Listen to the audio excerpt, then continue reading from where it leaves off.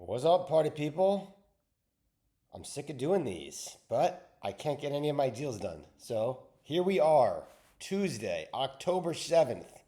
I am here on my own free will. It's like a hostage video. Let's talk BHF and forward. Let's start up with BHF. So they put out a release last night announcing they were going to report earnings on November 7th. I want to say a few things about this. So, first of all, if you look at 2023 and 2024, they always put out their Q3 earnings press release the first Monday of October in the after hours. They did it exactly the same way this time. It's the exact same pattern that they did the last 2 years, probably going back even more years than that. So, it's just automatic. Now you might say, well, Matt, if they were going to have a deal announced tomorrow, which would be today, why would you put out an earnings release with a conference call scheduled a month from now? My answer to that would be yes. There wouldn't be a deal announced October 7th when you put out an October 6th earnings press release. But even if a deal comes October 8th, October 9th, October 10th, there's no deal till there's a deal. And I can think of many reasons why you always put out this press release and almost no reasons why you don't.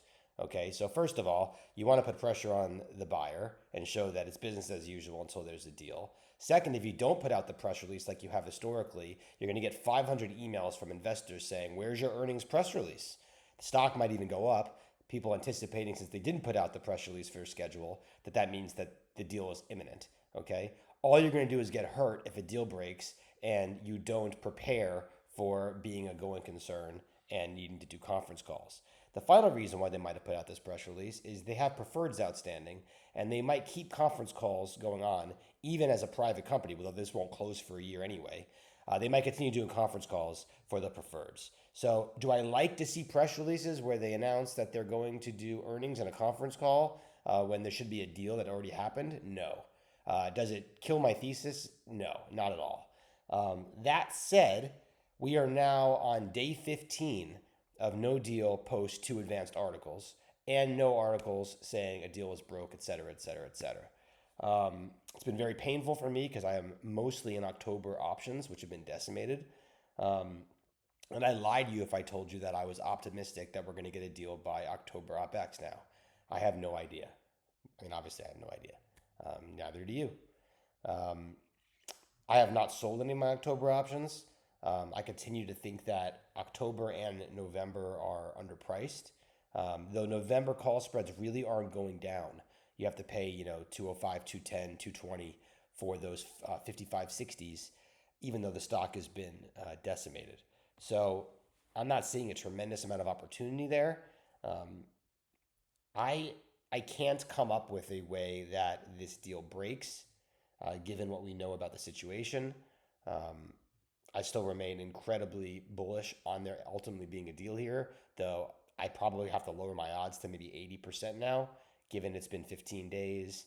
And, you know, we know there's not going to be a deal today, tomorrow, because they put out an earnings press release yesterday, and that's probably why the stock is down, though the stock goes down every day anyway. So, look, I don't have anything to tell you except that it sucks. At $50, you're probably finally at a price level that is where the options were pricing an up down of 1 to 1. When you were paying 250 for $5 call spreads at $50, it's probably 65 to the upside, 35 to the downside, so 15 up, 15 down, um, pricing in a 50% chance. Uh, but I'm probably closer to 80%. And if you want to do options instead, you could put on call spreads. You could put in February 2026 call spreads for 215. So it's 215 down, 285 up, and you'll get 2026 taxes there versus 2025. Your risk, of course, is that they fight over price, and 65 is not the low of the range, but it goes at 60 or 58. The longer this goes on, maybe that's more likely.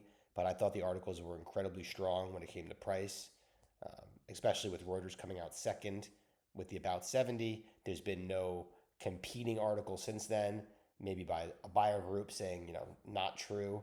Um, we're thinking more like 50 or 55. Ultimately, this is all a pretty dumb game. And, we're witnessing it as every day goes on without a deal. So I wish I had more to say. Price action doesn't really bother me. It's time. I don't like the time going on. We should have a deal, and we should have a deal soon. Forward.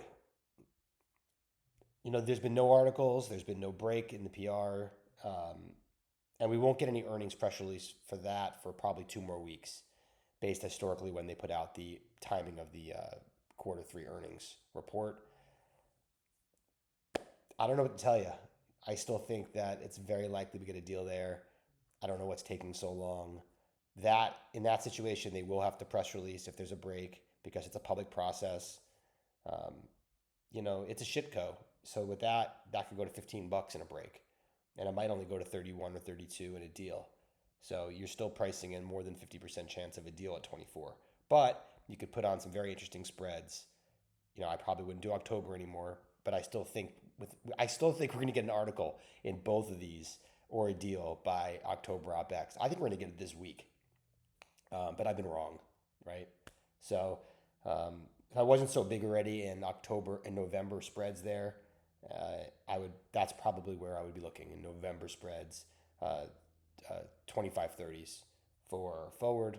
Um, I'm not that optimistic about October for either of these anymore, but all you need is a good article, especially with forward. There's been no real news since July, right? We got the Axios Pro article in August about timing, but we don't know price, we don't know leading bidder, and the lower that goes, the more likely they are to leak something positive if it's still alive. If it's not alive, then I think you would have a PR that said it broke. Anyway, I am a broken record, and we will see what happens. But with the pro forward, I'm probably at 75% chance of a deal now, down from 85. It's hard not to be a little more pessimistic as time goes on with both of these. They should have happened already. Um, Wish I had better news. That's all I got for you guys. Hopefully tomorrow will bring an article or a deal. Peace.